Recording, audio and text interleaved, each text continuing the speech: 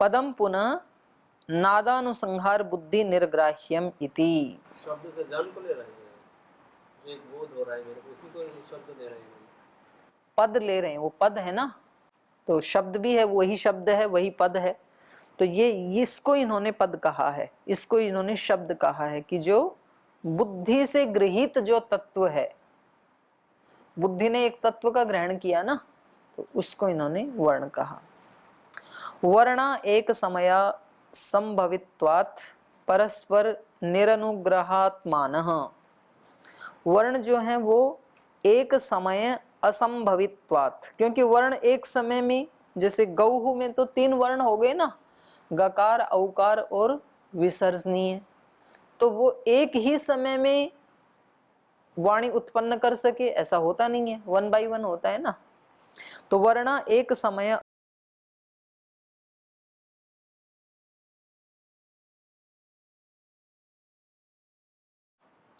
अलग अलग स्थानों से जिह्वा टकरा के अलग अलग वर्ण को उत्पन्न करती है, उसका काम खत्म। तो वाणी का ये काम नहीं है कि अब उनको जोड़े, एक वर्ण दूसरे के ऊपर अनुग्रह करे, ऐसा कुछ नहीं है। तो वो तो वहीं अर्थवती हो जाती है। तो ये वर्णों का स्वभाव तो ये है कि ये परस्पर असंबद्ध हैं, कोई अनुग्रह करने वाले नहीं हैं एक दूसरे पर, और एक साथ ये उत्पन्न भी नहीं होते हैं, एक एक करके ही उत्पन्न होते हैं। ते पदम अस्पृश्य ते पदम असंस्पृश्य अनुपस्थाप्य आविर्भूतः तिरोभूताश्च इति प्रत्येकम प्रत्येकम अपद स्वरूपा उच्यन्ते। तो ये जो वर्ण हैं, ते मतलब वे वर्ण जो एक एक समय में एक एक उत्पन्न होते हैं, पदम असंस्पृश्य, पद का वो संस्पर्श नहीं करते हैं। पद नामक जो शब्द है उसको ये स्पर्श न करके, ते पदम असंस्पृश्य अनुपस्थाप्य, और उस शब्द को उपस्थित भी नहीं करते हैं। अनुपस्थाप्य आविर्भूता तिरोभूताश्च, उत्पन्न होते रहते हैं, तिरोभूत होते रहते हैं। एक वर्ण उत्पन्न हुआ तुरंत नष्ट हो गया, उसके बाद दूसरा हुआ। गकार जब उत्पन्न हुआ तो औकार नहीं था, औकार उत्पन्न हुआ तो तब तक गकार तिरोभूत हो गया। तो ऐसे इनका चलता रहता है। आविर्भूता तिरोभूताश्च प्रत्येकम अपद स्वरूपा उच्यन्ते, और प्रत्येक वर्ण कैसा है, अपद स्वरूप वाला है, पद नहीं है वर्ण, क्योंकि पद तो कई वर्णों को मिला के बनता है ना। तो कह रहे हैं ये प्रत्येक वर्ण जो है वो अपद स्वरूपा उच्यन्ते। लेकिन कह रहे हैं इतना ज्यादा ये पद से अलग होने के बावजूद भी, पद से इनका या शब्द से इनका कोई दूर दूर तक संबंध ही नहीं है, ऐसा भी नहीं है। तो कुछ तो संबंध है भी ना इनका। तो उसको अब कह रहे हैं वर्ण पुनः एकैकः पदात्मा सर्वाभिधान शक्ति प्रचितः सहकारी वर्णांतर प्रतियोगित्वात् वैश्वरूप्यम इव आपन्नः। तो कह रहे हैं यद्यपि एक एक वर्ण पद नहीं है, शब्द नहीं है, लेकिन वर्ण पुनः एकैकः पदात्मा, लेकिन पद का आत्मा स्वरूप तो है, क्योंकि वर्णों को मिलाकर के ही पद बनता है ना। तो एक एक वर्ण उस पद का स्वरूप बनाने में तो सहायक है, तो पद आत्मा तो है वो पद की। और सर्वाभिधान शक्ति प्रचितः, और सभी अर्थों का बोध कराने वाली शक्तियों से भी युक्त है वर्ण, क्योंकि वर्णों को मिलाकर के जो पद बनता है वही तो किसी अर्थ का बोध कराता है ना। तो एक एक में जब वो शक्ति होगी तभी तो सामूहिक पद में वो शक्ति होगी ना। तो इसलिए कह रहे हैं सर्वाभिधान शक्ति प्रचितः, सभी अभिधानों का बोध कराने वाली शक्ति से युक्त होता हुआ ये सहकारी वर्णांतर प्रतियोगित्वात्, ये वर्णांतर का प्रतियोगी है। एक वर्ण दूसरे वर्ण के साथ रहता है ना, तो जैसे प्रतियोगिता में 2 व्यक्ति होते हैं तो एक दूसरे के सहयोगी है ना, वो तभी तो प्रतियोगिता होगी। एक भी नहीं है तो वो प्रतियोगी कैसे बनेगा, प्रतियोगिता कैसे होगी। तो इसलिए कहा सहकारी वर्णांतर प्रतियोगित्वात्। वर्णांतर में वर्णांतर का या उन दूसरे वर्णों से बनने वाला जो पद है उसमें ये सहकारी है। प्रतियोगित्वात्, क्योंकि ये उनके साथ रहने वाला है। जो गकार है वो औकार का सहकारी है क्योंकि वो उसका प्रतियोगी है, और प्रतियोगी होने से वैश्वरूप्यम इव आपन्ना। वैश्वरूप्यम माने नाना पद रूपता को ये प्राप्त होता हुआ, आपन्ना प्राप्त होता है। वैश्वरूप्यम इव आपन्ना, अलग अलग जो वर्ण हैं ये नाना पद रूपता को प्राप्त हो जाते हैं इस प्रकार से। तो पहले ये शब्द के बारे में ही ज्यादा बता रहे हैं, फिर अर्थ बताएंगे और उसके बाद फिर प्रत्यय बताएंगे, क्योंकि तीनों में संयम करना है ना। आगे कह रहे हैं शब्द के बारे में ही, पूर्वश्च उत्तरेण उत्तरश्च पूर्वेण विशेषे अवस्थापित इति। पूर्व वाला है उसका उत्तर वाले के साथ, और जो उत्तर वाला है उसका पूर्व वाले वर्ण के साथ विशेषे अवस्थापित इति, विशेष रूप से ये अवस्थापित किए जाते हैं। माने पद कब बनेगा? जब औकार से पहले गकार आए, गकार के पश्चात औकार आए, उसके बाद विसर्जनीय आए। तो ये एक क्रम है ना इनका, कौन पूर्व आएगा कौन किसके बाद में आएगा।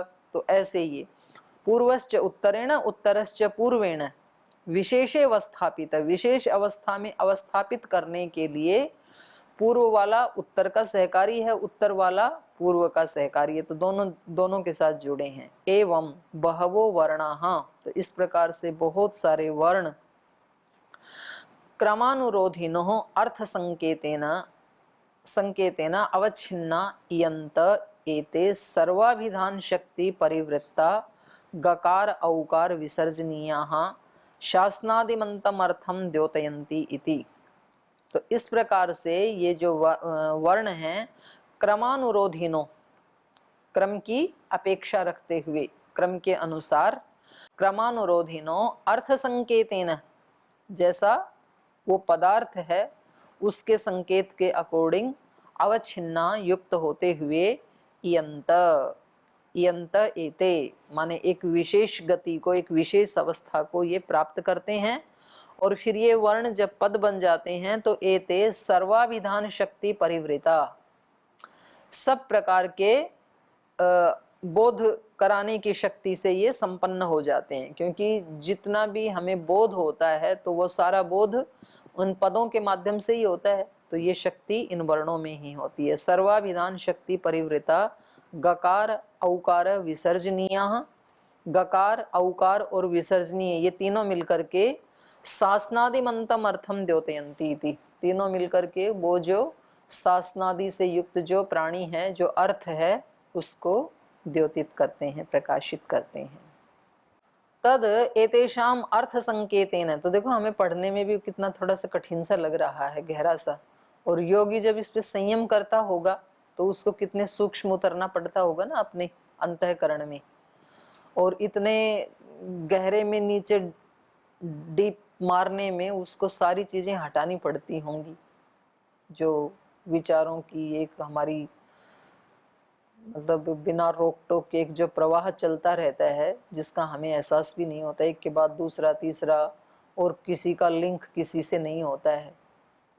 कभी कभी तो ऐसे होता है ना, ये पढ़ रहे हैं यहाँ और एकदम से विचार आया कभी ऑस्ट्रेलिया में कहीं गए थे, तो इसका और उसका क्या लिंक है, उसको इस समय आने का क्या मतलब है, और वो आके अपना काम करके चला भी जाता है और हमें पता भी नहीं चलता है। तो ये ऐसे मतलब गहरे में उतरते हैं कि भाई ये कैसे ये वर्ण उत्पन्न होते हैं, फिर कैसे इनका एक दूसरे के साथ क्रम है, फिर इस क्रम में पूर्व वाले का उत्तर वाले के साथ, उत्तर वाले का पूर्व वाले के साथ क्या सहकारिता है, कैसे ये एक दूसरे के प्रतियोगी हैं, और फिर इनमें एक एक में सभी पदार्थों का बोध कराने की शक्ति कैसे है, कैसे वो शक्ति जुड़ जाती है। तो ऐसे ये गहरे में उतरते हैं। फिर तद एतेषाम अर्थ संकेतेन अवच्छिन्नानाम उपसंहृत ध्वनि क्रमाणाम यह एको बुद्धि निर्भासः तत्पदम वाचकम वाच्यस्य संकेत्यते।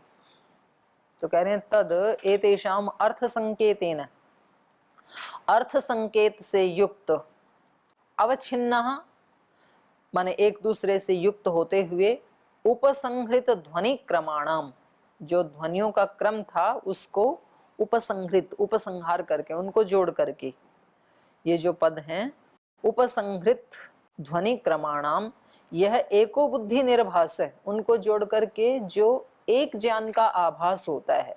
गौहु ऐसे कहते ही हमें जो गौशाला में एक अर्थ है उसका आभास होता है ना, तो गकार औकार विसर्जनीय ये सब मिल करके एक पद बन करके, और फिर इनका जो क्रम है वो यह एक बुद्धि निर्भास तत्पदम, उसको पद कहते हैं। और पद को क्या कहते हैं? वाचकम वाच्यस्य, किसी वाच्य का वो वाचक होता है वो पद। संकेत्यते, उसकी तरफ ये संकेत किया जाता है इस पद के द्वारा, उस अर्थ की तरफ, वाच्य की तरफ, वाच्य का संकेतक होता है। तद एकम पदम एक बुद्धि विषयम एक प्रयत्न आक्षिप्तम अभागम अक्रमम अवर्णम। तो ये पद कैसा है, इसको आप अंडरलाइन भी कर सकते हैं कि पद के बारे में व्यास भाष्य में क्या कहा है। तद एकम पदम, एक बुद्धि, एक ज्ञान कराने वाला होता है एक पद, एक समय में कोई एक ज्ञान कराएगा वो। एक बुद्धि विषयम एक प्रयत्न आक्षिप्तम, एक ही प्रयत्न से माने स्फोट रूप में एकदम से पूरा का पूरा अभिव्यक्त होता है। गौ हो तो इसमें क्रम नहीं होता है। तो एक प्रयत्न आक्षिप्तम, अभागम, उसमें भाग नहीं होता है, वो एक होता है। अभागम अक्रमम, उसमें क्रम नहीं होता है कि पहले गकार फिर औकार फिर विसर्जनी, ऐसे नहीं होगा, पूरा का पूरा गौह शब्द एक साथ आएगा। तो अक्रमम और अवर्णम, केवल वर्ण नहीं होता है बल्कि वर्णों का समूह होता है वो, तो वो वर्ण भी नहीं होता है। तो ये पद की परिभाषा की व्यास ऋषि ने। बौद्धम अंत्यवर्ण प्रत्यय व्यापार उपस्थापितम परत्र प्रतिपिपादयिषया वर्णै एव अभिधीयमानैः श्रूयमाणैश्च श्रोतृभिः अनादि वाग् व्यवहार वासना अनुविद्धया लोकबुद्ध्या सिद्धवत् संप्रतिपत्त्या प्रतीयते। तो कह रहे हैं इस प्रकार से बौद्धम अंत्यवर्ण प्रत्यय व्यापार उपस्थापितम, ये जो ज्ञान है, ये जो बुद्धि है, ये कैसे होती है? अंत्य वर्ण प्रत्यय व्यापारो उपस्थापितम, जब अंतिम वर्ण बोला जाता है ना गौहु, तो विसर्ग के तुरंत बाद वो पूरा का पूरा अर्थ हमारे सामने उपस्थित कर देगा। तो अंत्य वर्ण प्रत्यय व्यापारो उपस्थापितम, ये पद जो है वर्णों में अंत्य वर्ण के तुरंत बाद ही अपने व्यापार को उपस्थापित कर देने वाला होता है। और ये किस लिए प्रयुक्त किया जाता है? परत्र प्रतिपिपादयिषया, किसी दूसरे व्यक्ति को उस अर्थ का बोध कराने की इच्छा से। वर्णै एव अभिधीयमानैः, वर्णों के द्वारा ही बोला गया है ये पद, वर्णों को ही मिलाया गया है। तो वर्णै एव अभिधीयमानैः श्रूयमाणैश्च, अभिधीयमानै माने जिन्होंने बोला है उस बोलने वाले के द्वारा, और श्रूयमाणैश्च और सुनने वाले के द्वारा, श्रोतृभिः श्रोताओं के द्वारा, अनादि वाग व्यवहार वासनानुविद्धयः, अनादि काल से जो वाग व्यवहार का संस्कार चल रहा है कि भाई इस अर्थ को हम गो कहेंगे, ये अनादि काल से वाक व्यवहार चल रहा है। इस वाक व्यवहार की वासना से, संस्कार से, अनुविद्धया, अनुविद्ध होता हुआ, जुड़ता हुआ, लोक बुद्धिया, लोक बुद्धि से, सिद्धवत, लोक बुद्धि में उसको सिद्ध मानते हैं, इस अर्थ के लिए ये शब्द सिद्ध है। सिद्धवत संप्रतिपत्त्या प्रतीयते, तो संप्रतिपत्ति होता हुआ वो पद के रूप में हमें प्रतीत होता है, संप्रतीति कराता हुआ पद के रूप में प्रतीत होता है। तस्य संकेत बुद्धितः प्रविभाग, तो ये जो पद है उस पद समूह का संकेत बुद्धित प्रविभाग, संकेत बुद्धि से उसका प्रविभाग किया जा रहा है उस पद का, कि वो किस किस वर्ण से, किस किस प्रयत्न से, किस वर्णानुक्रम से कैसे ये बना, तो उसका ये प्रविभाग कर रहे हैं। संकेत बुद्धि मतलब जो ज्ञान करवा रहा है, जिसका, जिसकी तरफ संकेत कर रहा है। एतावताम एवं जातीय को अनुसंहार एतस्य अर्थस्य वाचक इति, ये अपने आप ही इसको स्पष्ट कर दे रहे हैं। क्या क्या क्या प्रविभाग हो रहा है? एतावताम माने इतने वर्णों वाला है ये, एवं जातीय को, इस जाति वाला है ये पद। तो एतावताम एवं जातीय को अनुसंहार, ऐसा अनुसंहार उसके बारे में करते हुए एतस्य अर्थस्य वाचक है, ये इस अर्थ का वाचक है, ऐसा वो बोलने वाला भी जानता है और सुनने वाला भी जानता है। तो वो अपने आप इसका अनुसंहार कर लेते हैं, इस जाति वाले हैं ये वर्ण, ये इसका अर्थ है, ये इसका वाचक है, ये इसका वाच्य है। तो ऐसे इसका अलग अलग प्रविभाग समझ लेते हैं और बोलने वाला भी समझता है। संकेतस्तु पद पदार्थयोः इतरेतर अध्यास रूपः स्मृत्यात्मको योयम शब्दः सोयम अर्थः योः अर्थः स शब्दः इति। तो कह रहे हैं संकेतस्तु पद पदार्थयोः इतरेतर अध्यास रूपः, ये गोह ऐसा शब्द बोलते ही और जो संकेत हमें मिलता है वो कैसे मिलता है? वो सामान्य रूप से पद पदार्थयोः इतरेतर अध्यास रूप, पद और पद का अर्थ, उन दोनों का अध्यास रूप माने अभिन्न आकार स्वरूप ही हमें प्रतीत होता है। गोह बोलते ही हमें अलग अलग प्रतीति नहीं होती ना, तो इसका अभेद आकार रूप ही हमें अध्यास रूप, अभिन्न आकार रूप एवं प्रतीयते। स्मृत्यात्मकः, और ये कैसा है? स्मृति निष्ठ रूप है, ये हमारी स्मृति में होता है ना। जैसे ही गो बोला तो वो हमारी स्मृति में है कि गो बोलने से उस प्राणी का ग्रहण होता है। तो ये कैसा है? ये पद स्मृत्यात्मक, स्मृति स्वरूप वाला है, ये स्मृति निष्ठ रूप है इसका। योयम शब्द है, ऐसा ये जो शब्द है, सोयम अर्थ है, जैसा शब्द है, जैसे गो हो ये शब्द है ना, और उस गो ही सो एम अर्थ है, वही अर्थ भी है। आपके सामने एक गाय खड़ी है और एक बोर्ड पे गो लिखा हुआ है, तो आपसे पूछें कि ये क्या शब्द है, आप बोलेंगे गो, और ये क्या अर्थ है, बोले गो। तो जो शब्द है वही अर्थ है, ठीक है। यो अर्थ स शब्द, जो अर्थ है गो वही शब्द भी है गो, गो भी शब्द है, शब्द भी गो है, अर्थ भी गो है। तो ये क्या है? इतरेतर अध्यास रूप, अभिन्न आकार रूप वाले दोनों। एवं इतरेतर अध्यास रूपः संकेतो भवति इति, इस प्रकार से सामान्य अवस्था में हमें इतरेतर अध्यास रूप में ही, अभिन्न आकार रूप में ही संकेत होता है, शब्द, अर्थ और प्रत्यय का, तीनों का। एवं एते शब्दार्थ प्रत्यया इतरेतर अध्यासात संकीर्णाः, तो इस प्रकार से एते, ये तीनों शब्द, अर्थ और ज्ञान, प्रत्यय, शब्दार्थ प्रत्ययाः, शब्द, अर्थ और ज्ञान, इतरेतर अध्यासात संकीर्णाः, एक दूसरे से अभिन्नाकार रूप होते हुए संकीर्णाः, सम्मिश्रित रहते हैं, ये मिले जुले रहते हैं।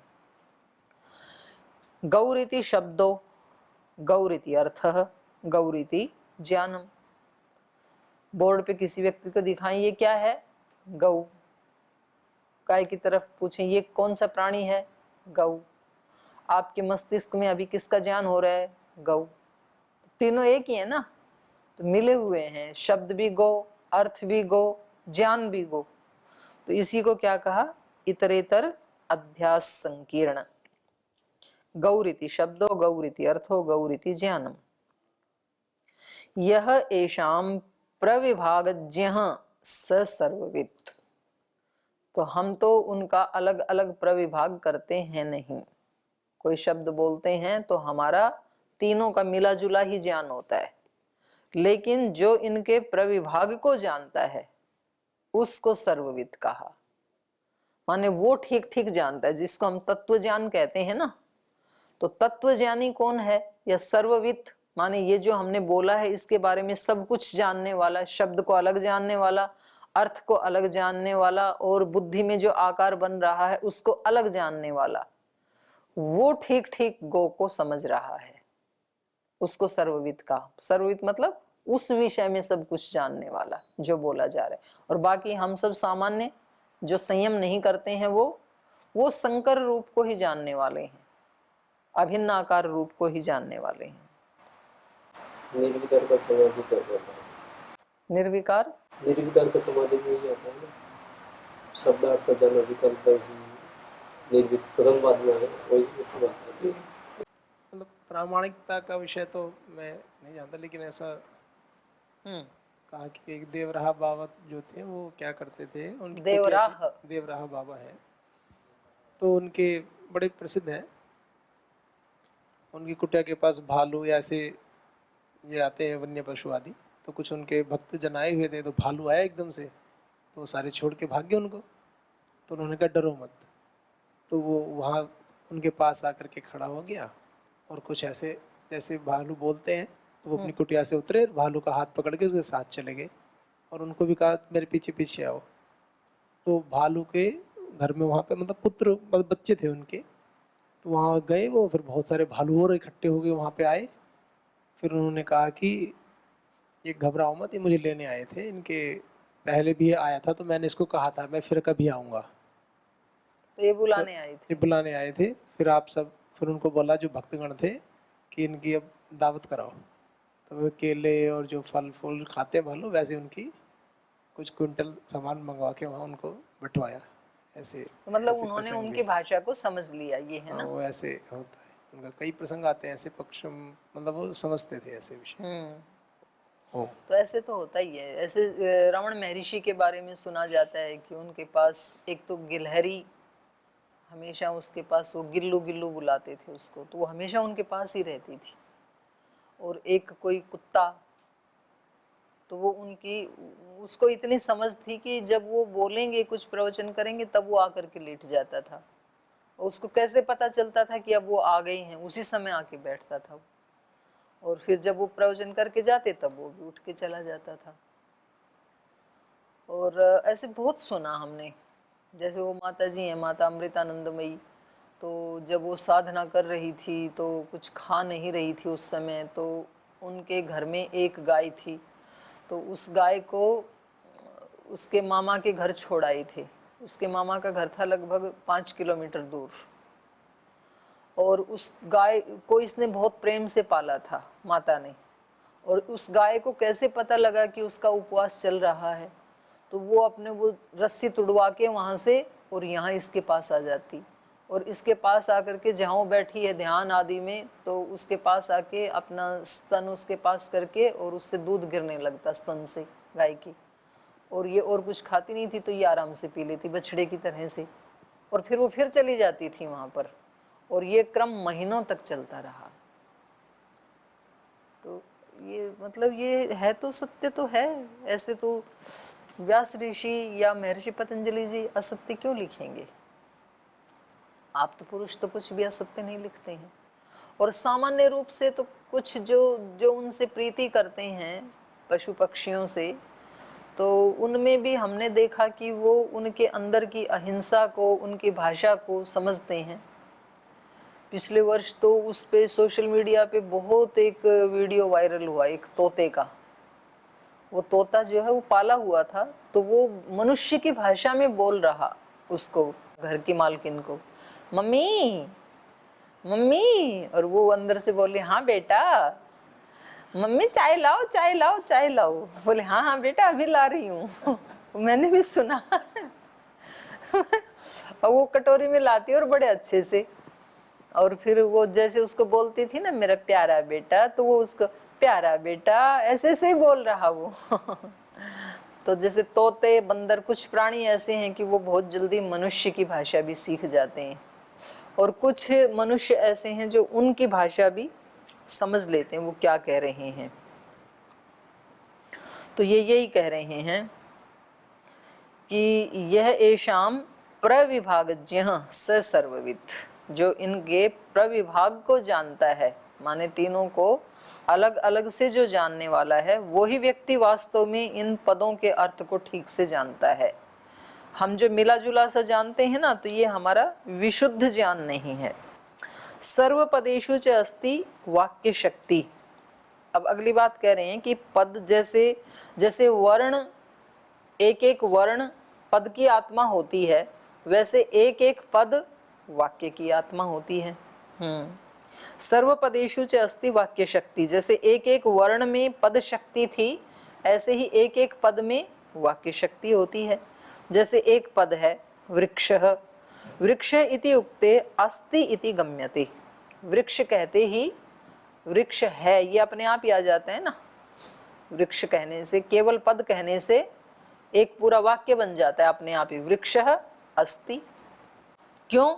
न सत्ताम पदार्थौ व्यभिचरति इति, क्योंकि ये जो पदार्थ होते हैं, वैसे यहाँ पर पदार्थों इन दो के लिए कहा होगा, वृक्ष के लिए और अस्ति के लिए, वरना तो यहाँ बहुवचन भी आ सकता है।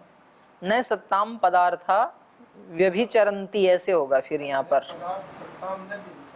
हाँ वही तो, पदार्थ होना चाहिए ना, औ है यहाँ पर, ओ होना चाहिए, फिर यहाँ एक वचन होना चाहिए।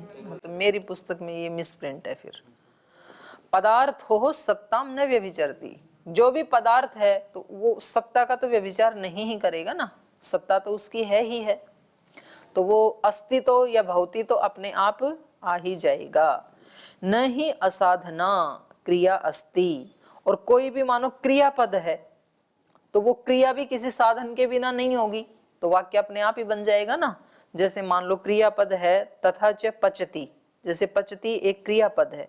इति उक्ते सर्व कारकाणाम आक्षेप, कारकों का आक्षेप अपने आप ही हो जाएगा पचति कहते ही। पचति का मतलब है कि भाई कोई ना कोई पकाने वाला कर्ता कारक भी है, जिसको पका रहा है कोई कर्म भी है, और जिस बटलोई आदि में पका रहा है तो कोई साधन भी है।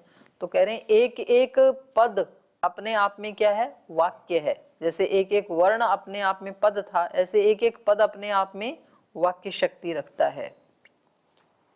न ही असाधना क्रिया अस्ति, बिना साधन के तो कोई क्रिया होती ही नहीं है। तथा च पचति इति उक्ते सर्व कारकाणाम आक्षेप नियमार्थो अनुवादः, तो बोले हम ये नियम बनाने के लिए इनका अनुवाद कर रहे हैं कि हर पद में, हर वर्ण में पद की शक्ति होती है और हर पद में एक वाक्य की शक्ति होती है। कर्तृ करण कर्मणाम, जैसे पचति कहा तो इसमें कर्ता करण और कर्म तीनों की शक्ति छिपी हुई है। चैत्र अग्नि तंडुलानाम इति, माने चैत्र व्यक्ति अग्नि से तंडुलान पचति, ऐसे वाक्य बन जाएगा पचति कहते ही। तो आज समय हो गया, ये थोड़ा सा जो बचा है इसको हम कल पूरा कर लेंगे। आज यहीं विराम लेते हैं।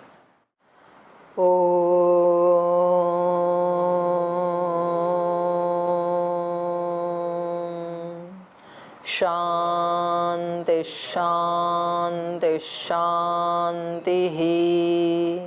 श्री गुरुभ्यो नमः।